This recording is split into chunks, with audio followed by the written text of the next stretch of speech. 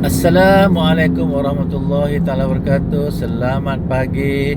Salam Aidil Adha kepada semua yang mengikuti video ini. Okey, pagi ini saya nak berkongsi tentang quasi eksperimen. Saya sangat terkejut setelah bertemu hampir 20 postgraduate. Okey, yang memohon untuk sambung belajar di peringkat PhD. Saya rasa 17 daripadanya menggunakan pendekatan reka bentuk quasi eksperimen. Okey, jadi ada sesuatu yang saya ingin berkongsi. Okey, bila kita sebut quasi eksperimen, dia melibatkan dua perkara, iaitu internal validity dan external validity yang perlu dibincang dan difahami. Okey, kerana kedua-dua itulah sumber kekuatan kajian quasi eksperimen.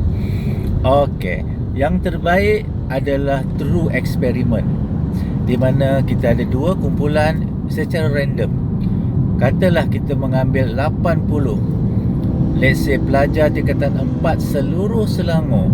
Kita kumpulkan 80 orang secara random, pelajar sains seluruh Selangor.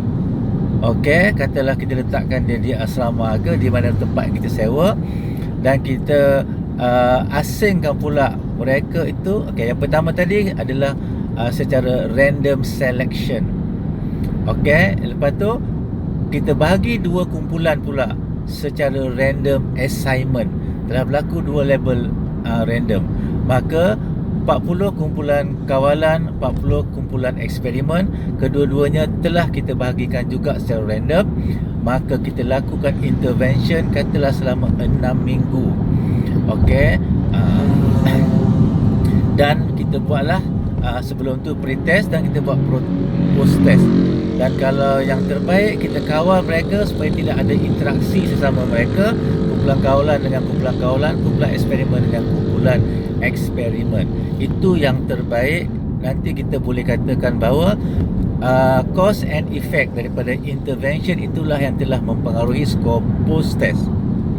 Tetapi itu hampir-hampir tidak boleh dilakukan dalam educational setting di Malaysia.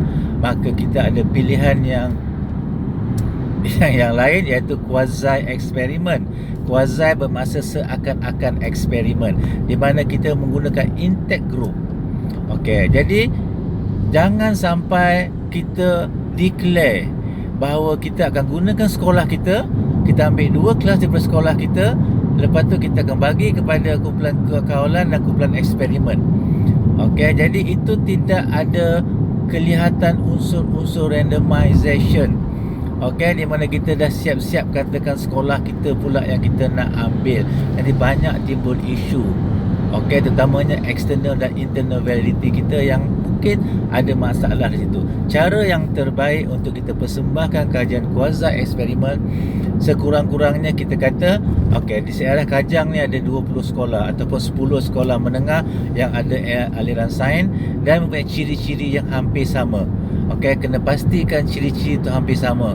Contohnya bilangan pelajar Cina, Melayu, India dan lain-lain tu agak setara, keputusan SPM-nya agak setara, keputusan PT3-nya juga agak setara, sekolah harian, pastikan sekolah itu ada ciri-ciri yang sepunya, yang saling hampir menghampiri antara satu sama lain. Okey, lepas tu kita pilih secara random 4 buah sekolah lah pula. Lepas tu kita pun buatlah pre-test dan kita dapati mana-mana, katalah ada 3 kumpulan yang tidak berbeza pre-testnya. Satu kumpulan ni entah macam mana terlalu rendah sangat markahnya sehingga dia tu berbeza dengan 3 kumpulan tadi, maka kita boleh buang dia, kita ambil 3 kumpulan. 3 kumpulan pula kita lakukan random lagi untuk pilih 2. Jadi kedua-dua ni daripada 2 sekolah yang berbeza. Okey, jadi kita buat pula random assignment, satu kumpulan kawalan, satu kumpulan eksperimen. Barulah nampak molek persembahan proposal kita. Okey, lepas itu barulah kita mulakan intervensi. Dan paling cantik, bukan kita yang mengajar, tapi biarlah cikgu kat sana yang mengajar. Kemudian kita nyatakan kawalan-kawalan yang kita lakukan supaya kos daripada intervention tu yang menyebabkan efek kepada skor post test, bukan disebabkan oleh elemen-elemen yang berbeza. Anda kena faham ya. Kadang-kadang kita nak memperkenalkan satu contohnya Google Classroom, dan kita mengatakan yes, Google Classroom telah meningkatkan motivasi dan juga telah meningkatkan skor kumpulan eksperimen. Sedangkan bukannya konten dalam Google Classroom itu ataupun Google Classroom itu sendiri, okey, kerana apa? Kerana kepeningkatan minat dan skor itu kerana mereka seronok dapat environment baru. Mereka maybe buat kerja dalam amal yang sebelum ni isolated bagi mereka.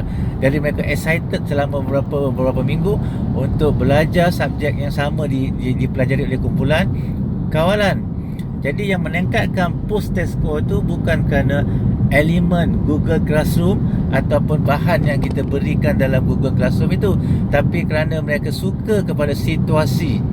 Okey, maksudnya anda bagi Google Classroom ke, anda bagi apa sahaja pendekatan yang menggunakan komputer, dia tetap akan meningkatkan. Jadi kesimpulan anda mengatakan elemen dalam Google Classroom itu, contohnya anda masukkan elemen konstruktivis, anda masukkan elemen PBL, sebenarnya elemen itu tidak memberikan apa-apa kepada mereka. Yang mendorong mereka untuk belajar adalah kerana mereka berada dalam satu situasi yang baru compare dengan situasi mereka dalam kelas selama bertahun-tahun.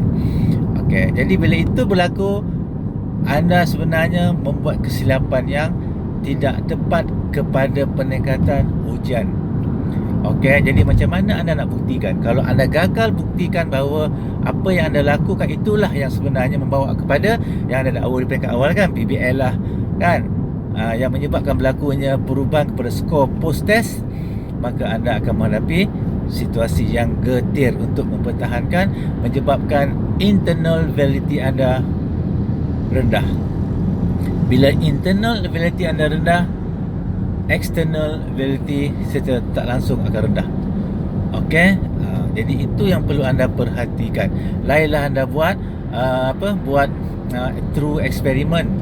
Okey, oleh kerana anda buat quasi eksperimen, anda kena perhatikan perkara ini perlu diteliti dengan lebih mendetail, kerana kekuatan kajian reka bentuk quasi eksperimen sangat-sangat bergantung kepada kawalan ketika anda membuat intervention, bukan kawalan kepada kumpulan kontrol, juga kawalan kepada kumpulan treatment, supaya tidak ada variable lain yang mengganggu, sama ada variable internal atau variable external. Okey, external tu umpamanya, okey, anda dedah kepada Google Classroom, sebenarnya sebelum ini, maybe beberapa bulan sebelum tu, mereka telah pun menggunakan Google Classroom, mereka telah biasa menggunakan Classroom. Jadi anda mendakwa bahawa Google Classroom telah ada satu pendekatan yang mudah, pelajar mudah faham, pelajar mudah mengikuti PNP, sedangkan mereka sebelum tu telah struggle, okey, untuk memahami Google Classroom.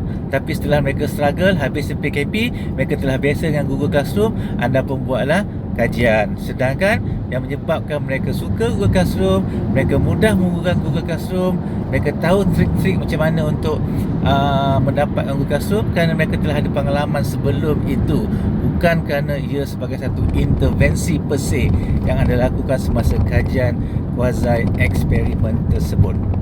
Okey, jadi jangan seronok anda gunakan quasi eksperimen. Okey, gunakan intervention, sebut apa nama pun, tetapi anda tak berikan perhatian kepada internal validity ini. Internal validity adalah kekuatan data untuk menyatakan cause and effect daripada intervention. External validity adalah kekuatan data anda untuk anda generalisekan, okey, kepada populasi di luar. Jadi kedua-dua aspek ni perlu, tapi yang paling penting internal validity dulu perlu diberikan perhatian yang serius. Jangan sampai nanti tanya tenganga. Jadi anda kena ada satu pemahaman, okey, ada tak elemen-elemen lain yang boleh mendorong pelajar itu untuk mendapat skor dalam post test. anda kena buat literature, anda kena tengok kajian-kajian lain yang juga mengambil kira ancaman-ancaman ini, supaya anda boleh membuat andaian ada tak kemungkinan ianya berlaku. Contohnya, kalau anda ajar bahasa Inggeris, tiba-tiba satu kumpulan ni bagus post testnya, sedangkan anda tak tahu dalam kumpulan tu maybe ada 10 orang daripada latar belakang yang boleh membaca dan memahami bahasa Inggeris dengan baik. Jadi bila anda bagi apa-apa intervention pun, mereka boleh memahami dengan mudah kerana mereka telah menguasai bahasa Inggeris, bukan kerana treatment yang anda berikan. Okey, saya dah sampai ke UPM. Mudah-mudahan dengan sedikit perkongsian ini, tak bawa earphone ya, jadi bising sikit. Semoga ia memberikan manfaat yang maksimum kepada anda, terutama mereka yang berhajat untuk buat kuazai eksperimen. Kena hati-hati anda buat di peringkat PhD atau peringkat master ya, bukan di peringkat action research. Okey, jadi perlu berikan perhatian kepada dua aspek ini. Okey, itu saja. Assalamualaikum. I love you. Bye bye.